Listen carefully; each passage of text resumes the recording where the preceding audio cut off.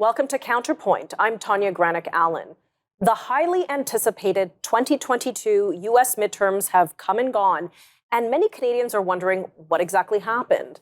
The big red wave, where the Republicans would take clear control of the House and the Senate, didn't materialize in the manner one expected.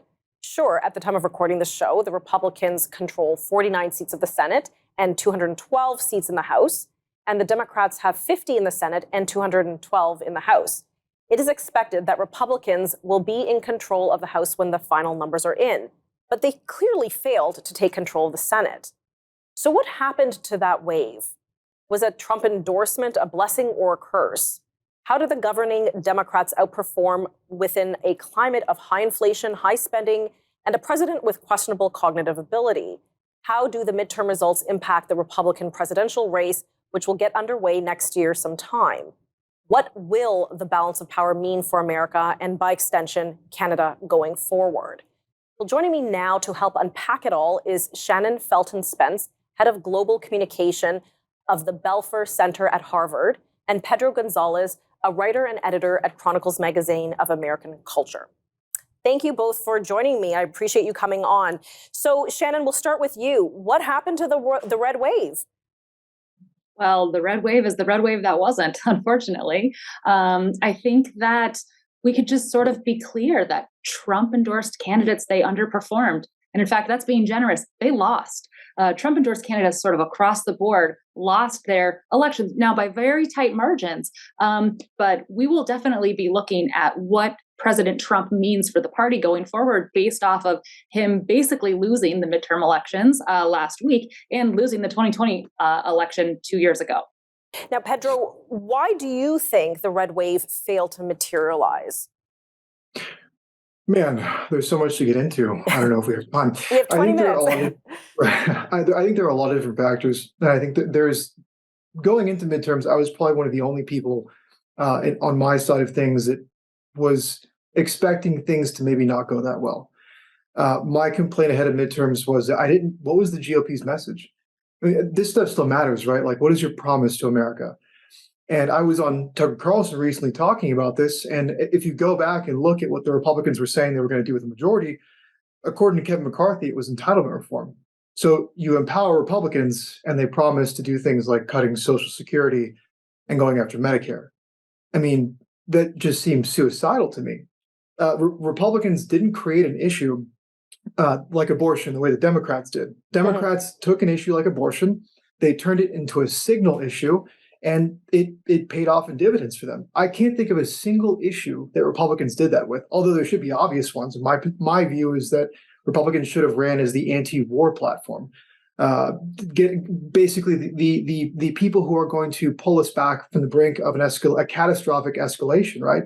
But there's nothing. So I mean, that's just one thing. But I mean, there are so many different things here.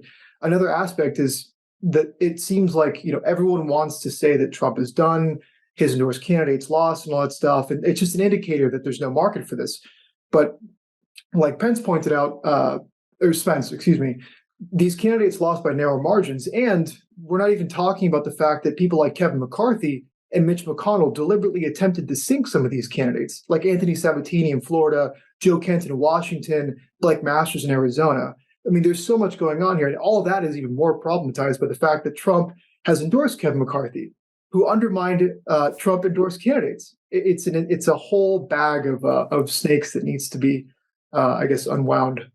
Well, let's talk about that a little bit more. Shannon, some Republicans or MAGA Republicans, whatever one calls them, were surprised with some of Trump's picks and endorsements, some of his maneuvers prior to the election. Which ones stood out for you, and do you think that hindered his base from rallying around and supporting these candidates? Listen, there was a poor candidate choice problem across the board on both sides of the aisle. Truly, there was. Trump really picked candidates that were running off of grievance politics. And by that, I mean his special brand of election denial. And it was clear with the results from November 8th, and some of those we are still waiting to come in, that most voters are sort of sick of hearing about that, and they're ready to talk about real issues. Ron DeSantis won huge in Florida. He won by 20 points.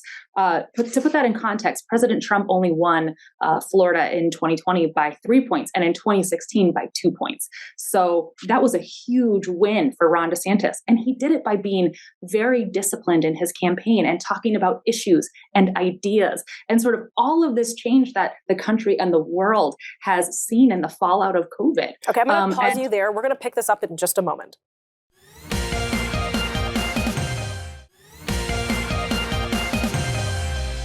Welcome back. We're unpacking for you, the viewer, what the U.S. midterm elections mean and what those results look like. And joining me again is Shannon Felton Spence, head of global communication at the Belfer Center at Harvard, and Pedro Gonzalez, writer and editor at Chronicles Magazine. Shannon, before we went to commercial break, you were looking at some of the numbers Trump had experienced historically in Florida and how, Governor Ron DeSantis blew them away. That's right. Governor DeSantis won Florida by 20 points. To put that in context, as I was saying earlier, Donald Trump won Florida in 2020 by 3 points, just over 3 points, and in 2016 by just over 2 points. So that's a huge difference. Now, there was bigger voter registration, and because of the pandemic, many people moved to Florida. But Florida used to be a purple state. It was always in play, and it is now solidly red. What's interesting about this is that Governor DeSantis did accomplished this by running a very disciplined campaign where he talked about issues and ideas and what the new world will look like after the pandemic. Listen, he made his name by being very, very tough on all of the COVID restrictions. And many people fled to Florida for that COVID freedom. Right. You used to go to Florida and people would say, it's 2019 here because they just were living their lives. Certainly wasn't the case in Boston. And so he really made a name for himself there. But then he ran this campaign based off of issues and ideas. And the other Trump-endorsed candidates, they really ran their campaign based off of election denial and talking about the 2020 election. And I think it just turns out that voters are sort of sick of hearing that message, that singular talking point, and they're ready to talk about ideas. Now, Pedro, you brought up a couple issues that you would have, hoped that the GOP would have run on. You mentioned the anti-war platform or the hesitation to engage in the war in Russia, Ukraine.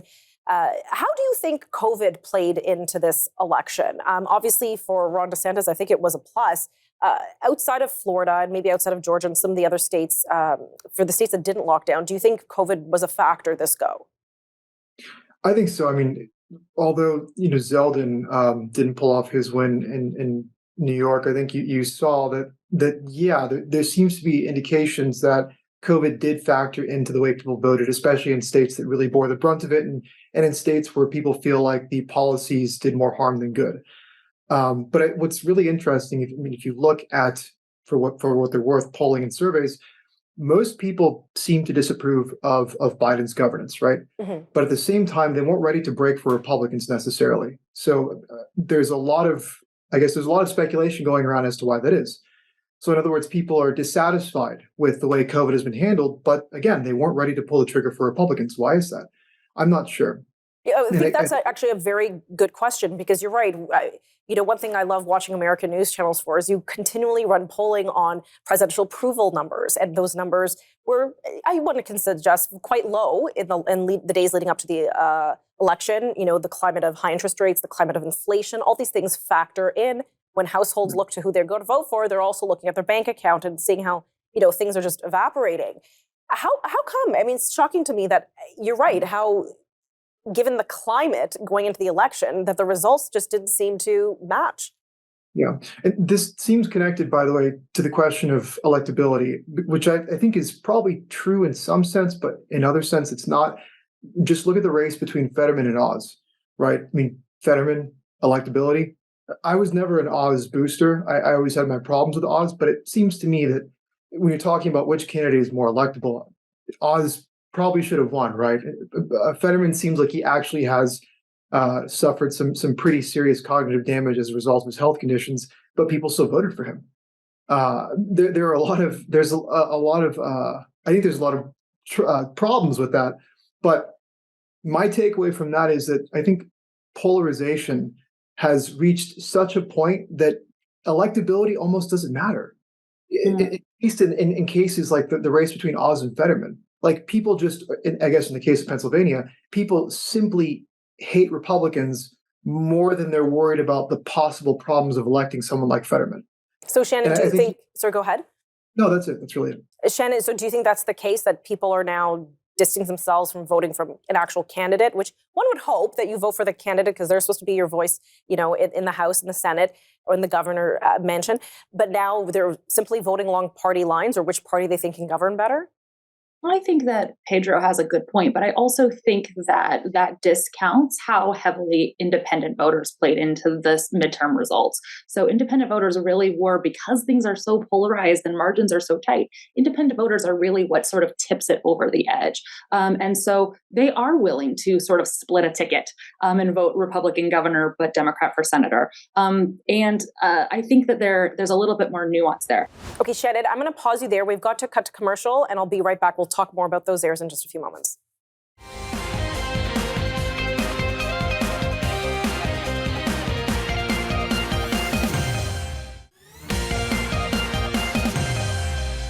Welcome back. We're unpacking the U.S. midterm election that just happened. And joining me again is Shannon Felton Spence and Pedro Gonzalez. Shannon, we were discussing the Pennsylvania Senate race, which was one of the closely watched races in this cycle, this election cycle, between Fetterman and Dr. Oz. You explained a little bit about what the traction might have been, and some people were surprised by the outcome that Fetterman won. What do you think hindered Dr. Oz in his quest for that seat? Listen, at the end of the day, Fetterman's issues come down to the fact that he had a stroke in the middle of the campaign. And so he's dealing with some serious medical issues. But before that, it was probably a little bit more of an even race. Dr. Oz is a really likable guy. He's a really smart guy.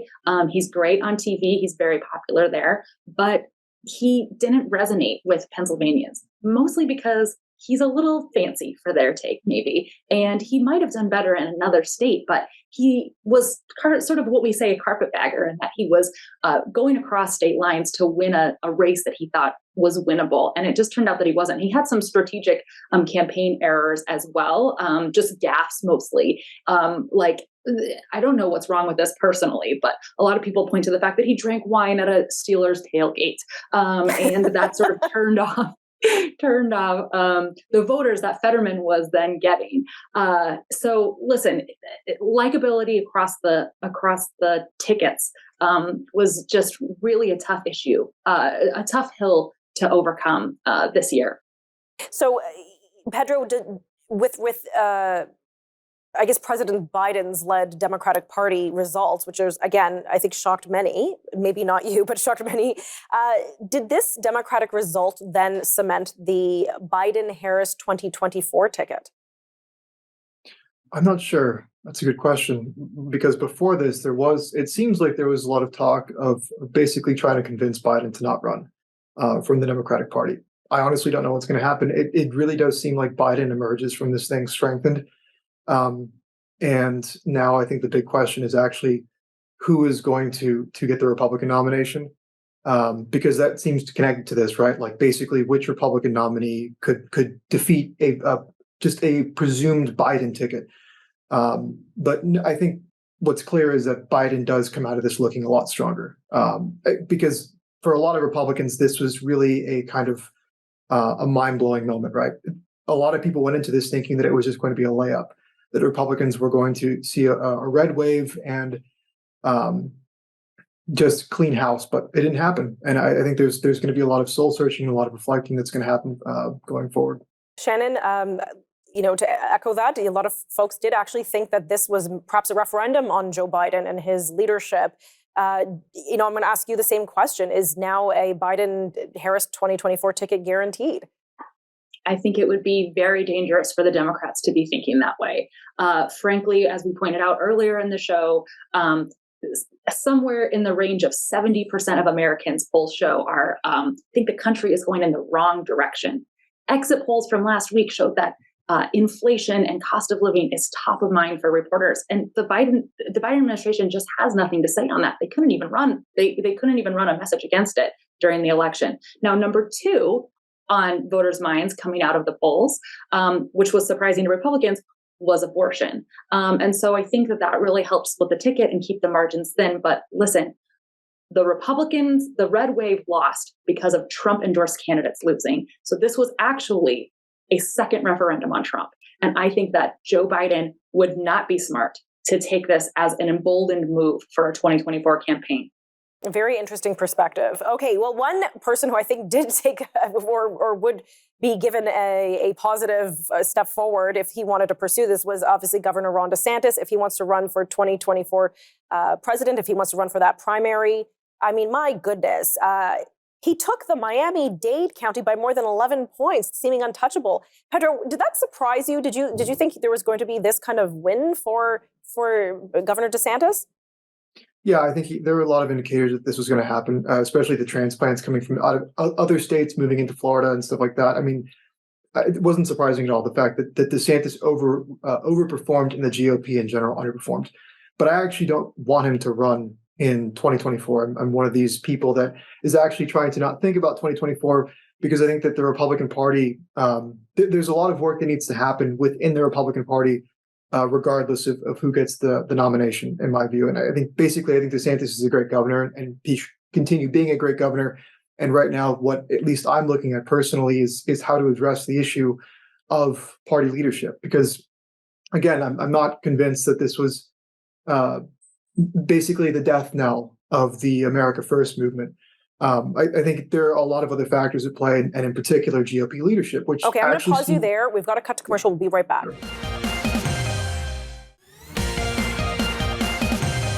Welcome back. We're wrapping up our discussion on the U.S. midterms and what that means for America and by extension Canada going forward. And we'll address a little bit of the Canadian issues in just a moment. Pedro, just before we went to commercial break, of course, everybody's wondering who's going to lead the Republicans into the next election in 2024. You think there should be probably some party soul searching. What are your thoughts on that? Keep going. Yeah, no, 2024 is I'm trying not to think about it because what I'm focused on right now, in my view, is restructuring the leadership of the Republican Party, because I don't believe that this is a referendum against America First. And you can see this in the fact that, right now there is a challenge that's being mounted by against Kevin McCarthy, in particular by the House Freedom Caucus, that there are people that want to essentially get him out and put somebody else in place. Now, whether or not the replacement's going to be much better is a good question, but the fact that there is this actual push to get rid of McCarthy and also McConnell. McConnell himself is under attack right now from within the party. I think this is actually really significant, and it's why I've said that the fact that the red wave did not materialize, in my view, is a good thing. Again, wow. This is crazy to Republicans and my fellow conservatives, but I actually think it was good because the Republican Party would have emerged strengthened for no good reason. They have no vision. They have no actual governing agenda. They're running. I mean, I have to agree. The Republican Party runs on grievances, not the grievances that Spence pointed out, but I think basically just pointing out that, okay, Biden has not done a great job on crime. Biden has not done a great job on immigration. Okay, so what? What are you going to do about it? No one knows because the Republican Party doesn't say anything. So I actually think it's good that they got a beating during the midterms, precisely because now it calls into question incumbent leadership. Well, it's a good point. It'll force them to definitely reflect and have a huge postmortem on this if they haven't even started already. Let's talk about a couple of the issues before we have to wrap up. We only have 3 minutes left. Shannon, during the campaign, President Biden committed to shutting down coal plants and turning to wind and solar production. How do you think that resonated with voters or may even resonate in 2024? Listen, I think that these issues are razor thin and people really fall into their camps based off of party line, as Pedro was saying earlier. When it comes to the ballot box, independents tend to make the difference. But when you're a registered voter one way or the other, whatever the president is going to say, you're sort of soaking up. I think we were going to talk about how this might affect U.S.-Canada relations. I think one thing that we should keep in mind is that we're going to see a lot of new faces in Washington. And so it's going to be incumbent on Canada to build those diplomatic ties. Now, whether or not the House is controlled by Republicans or Democrats, we know that Canada is a large strategic friend in the world on security issues and many other. We share such a large land border. The economy between the countries is just really almost incomparable. But there's going to be a lot of people that need to be introduced to that. The general American audience, the general American voter, and perhaps these new reps don't know the strategic importance of Canadian-American relations. Now, I've heard from some within the oil and gas industry here in Canada, which is, of course, a huge, we're a huge exporter. There was hopes, but perhaps the Keystone XL might be resurrected, and maybe a change in the House and the Senate may lead to that. Any thoughts or hopes on that, Pedro? No, foreign policy is actually not something I look at all that much.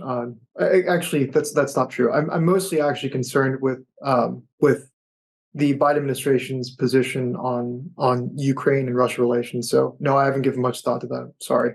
Oh, no problem. Shannon, do you want to add? I only mention this because obviously with the rise in gas prices, there's a lot of concern about, well, why don't we increase production domestically? Obviously in the US, Canada has a lot of oil. We'd love to get a lot of it underground.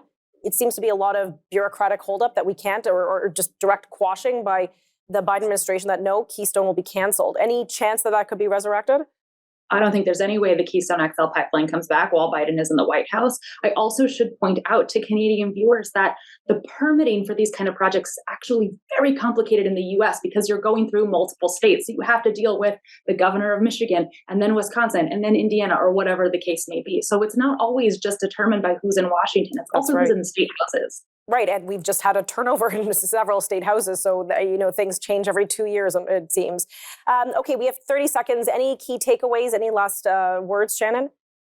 I mean, I think that it's sort of without question that Ron DeSantis is the future of the Republican Party. Now, whether he runs in 2024 or he has to wait for another Trump administration, that's yet to be seen. But definitely young executive, veteran, good family, and Florida. He's got all the right makings of the Republican future. Okay, I didn't let you get a last word in. I'm sorry about that, Pedro. Next time. But thank you both for joining me today. Appreciate it.